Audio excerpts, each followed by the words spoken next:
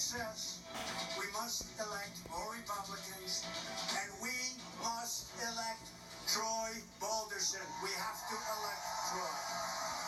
I need your vote August 7th so I can go to Congress and represent you and fight alongside this good man, this great man, President Trump. The fact that people need to come in for my opponent, I think shows that he's going to be beholden to what he's told to do in D.C. I'm going to be an independent voice for the people of the 12th District. No one's going to tell me what to do. Big special election coming up in Ohio on Tuesday. We're talking to the governor of Ohio, John Kasich. He joins us this morning from Columbus. Governor, thank you for joining us. This morning you saw the president last night, pretty hot inside that arena last night. Kind of surprising that he even has to come to Ohio for a special election in a district that he won by double digits. Why is it even close? Well, George, I think if you take a couple things, first of all, the chaos that seems to surround Donald Trump has unnerved a lot of people. So the suburban women in particular here are the ones that are really turned off. And you add to that the millennials, you have it very close. It's really kind of shocking because this should be just a slam dunk, and it's not. What I also will tell you, George, is the Democrats have a weak candidate. This guy's just not doing it because there's no message. So it's likely in the end that Balderson should be able to win narrowly, but it's pretty surprising. But it really doesn't bode well for the Republican Party because this shouldn't even be contested. You're in kind of an unusual position in this race. You've endorsed Troy Balderson, but on his website, I want to read it to everybody. He says Troy Balderson believes we must repeal and replace Obamacare once and for all. He has consistently voted to keep Obamacare out of Ohio, opposing Governor Kasich's efforts to bring it to the state. And then Danny O'Connor, in his ad, seems to support you. Let's take a look.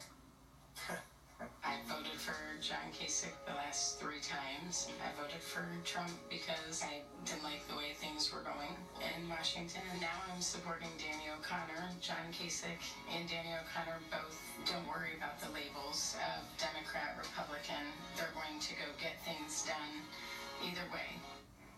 That does echo your message, doesn't it? Both candidates. Now, Troy Balderson once, I'm on television because they asked me to help him, and why am I helping him? Well, there are 3 reasons. One is he came out against this border separation policy. He came out against the tariffs, and he came out for fixing Social Security.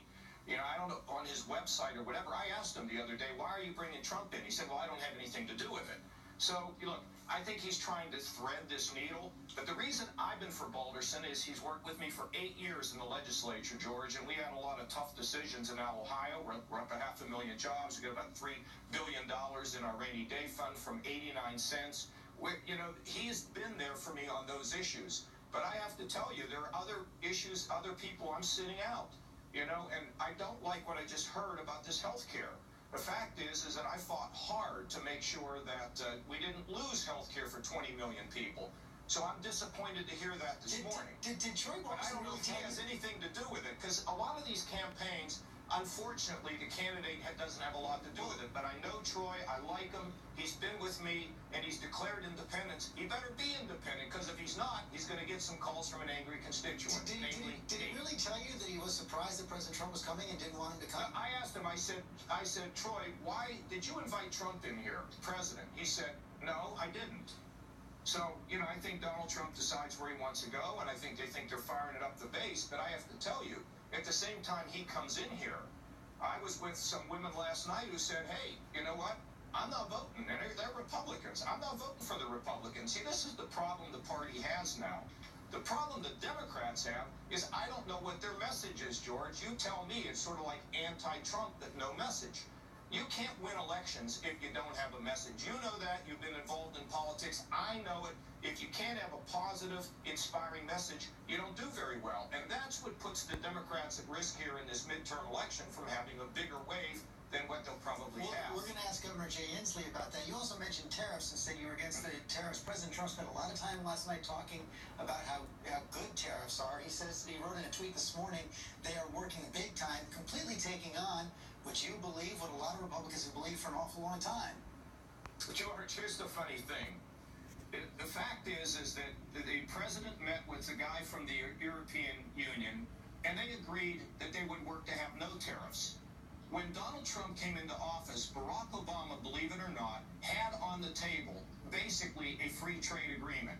Then after all this noise and all this fighting and all this recrimination and higher prices for lots of industries and consumers, now we're going to go back to where we were at the beginning of this term.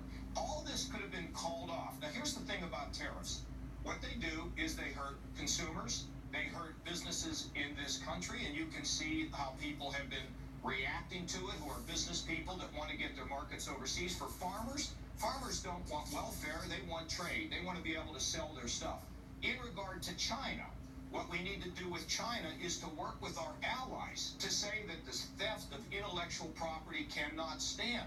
The problem is we've made so many of our allies angry, they're not so reluctant to get in line with us. But that is ultimately the answer for us and for our allies, to insist that China play by the rules. And if they don't, we should start targeting parts of their industries, including their banking industry. I got to ask you about that tweet President Trump sent out Friday night about LeBron James, talking about Don Lemon being dumb, making LeBron James LeBron James look smarter by comparison. It seems like whenever the president brings up the idea of IQ, smart, dumb, it has to do with African Americans. Is he playing the race card? Well, I think there's a division. He's a divider, and I don't know that I've never thought about it that way, George, but this is the chaos that has turned. Look, Republicans have gone from about 31% down to about 25%. The party has shrunk because we don't have this positive, growth-oriented opportunity message. You know, I ended up doing a tweet about that. Not only did I say that LeBron should be praised, look, he's got $41 million set aside to help kids go to college, plus a bunch of other schools. But I also disagreed with the president because, you know what? All around, LeBron, I think a little better than MJ. No. Definitive conclusion there from Governor Kasich. Governor, thanks for joining us. All right, George. I want to bring in Jerry Inslee, now Democratic Governor of Washington State.